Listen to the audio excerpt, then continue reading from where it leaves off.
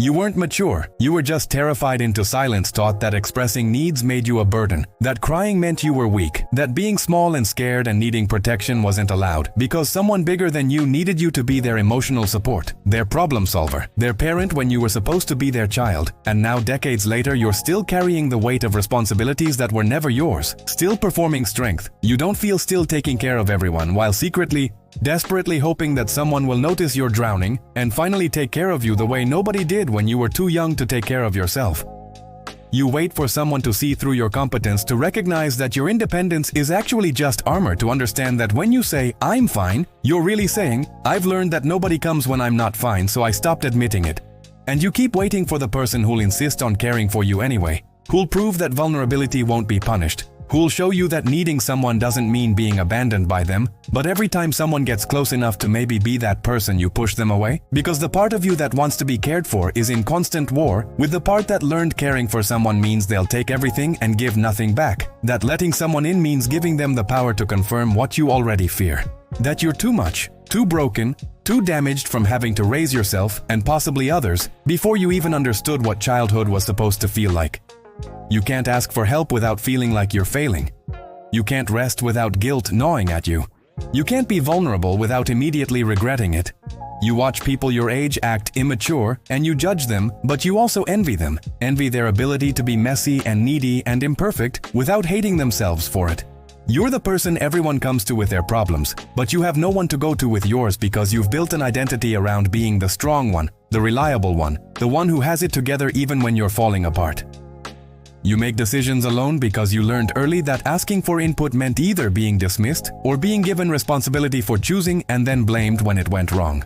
You carry resentment toward people you've helped, toward people who lean on you, but you can't stop helping because not helping makes you feel worthless, makes you feel like if you're not useful, then what are you? What's the point of you? Why would anyone keep you around if you're not solving their problems or carrying their emotional weight or being the mature one who never complains? You say, "I don't need anyone." But what you mean is, "I needed someone and they weren't there, so I built a fortress around that need, and now I don't know how to let anyone in even though the loneliness is killing me." You fantasize about breaking down, about someone forcing you to stop being strong, about getting sick enough that someone has to take care of you, and you'd finally have permission to be helpless without it being your fault. This hyper-responsibility wasn't something you chose. It was something that happened to you when you were too young to understand that children aren't supposed to manage adult emotions, aren't supposed to be their parent, his therapist, or their sibling's caretaker, or the household peacekeeper, or the one who had to be okay so that everyone else could fall apart. Maybe your parent was depressed, and you learned to be quiet and helpful and never add to their burden. Maybe your parent was angry and you learned to read moods and manage reactions and become whoever you needed to be to keep the peace.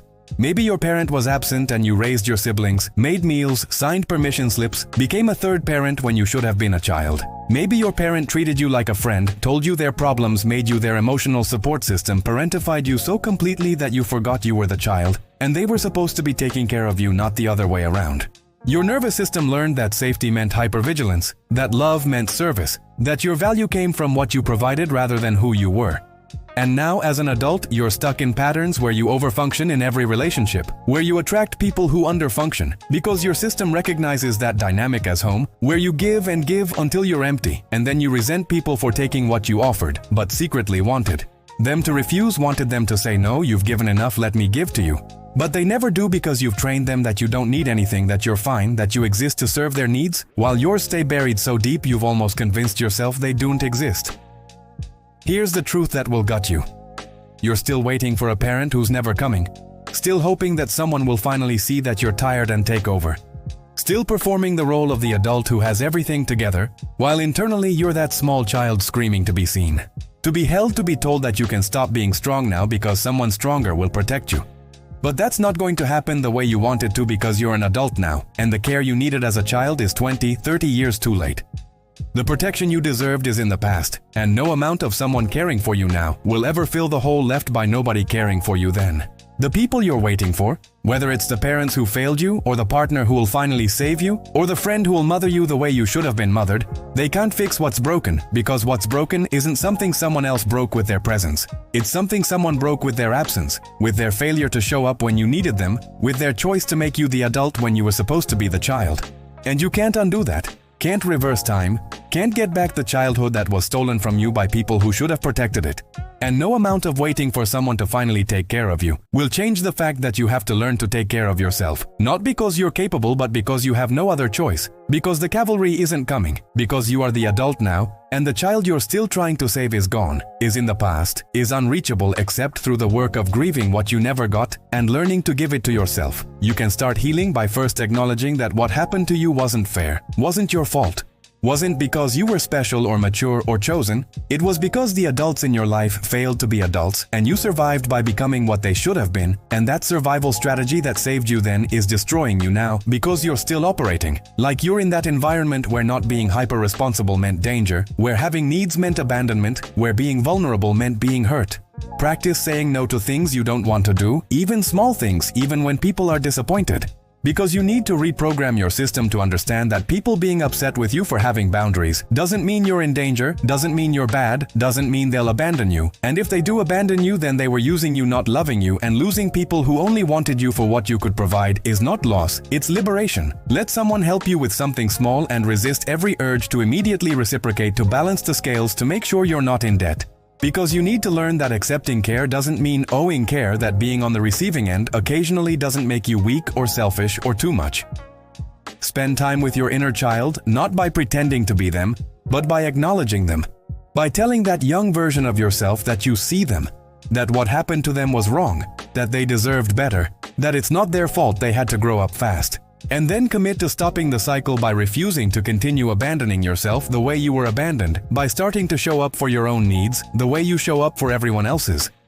You grew up too fast and you're still waiting for someone to take care of you, but you don't trust anymore because trust requires believing that vulnerability won't be weaponized, that need won't be punished, that showing someone you're not okay won't result in them using that weakness against you, or disappearing because you've become inconvenient.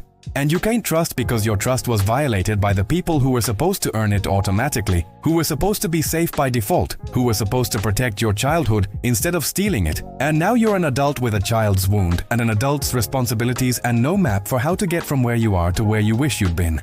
No guide for how to grieve a childhood you never had while simultaneously building an adulthood. You do not know how to navigate because you learned how to survive, but nobody taught you how to live, how to rest, how to play, how to be messy, how to need without shame, how to receive without debt, how to exist as something other than useful, and that work. The work of unlearning hyper-responsibility and relearning that you're allowed to be human, to be tired, to need help. To not have all the answers. That work is yours alone. Not because it's fair, but because life isn't fair, and the people who should have done that work for you by not traumatizing you in the first place didn't.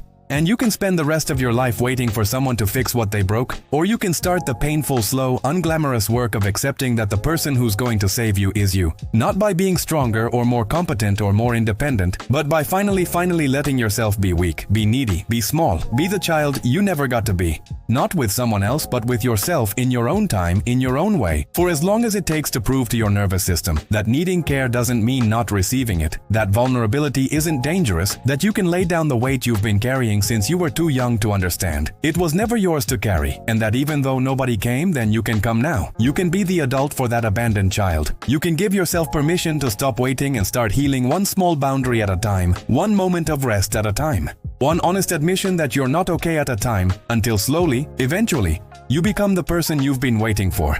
Not because it's what you wanted, but because it's what's possible. And possible is sometimes the only path forward when the ideal is lost in a past you can't change.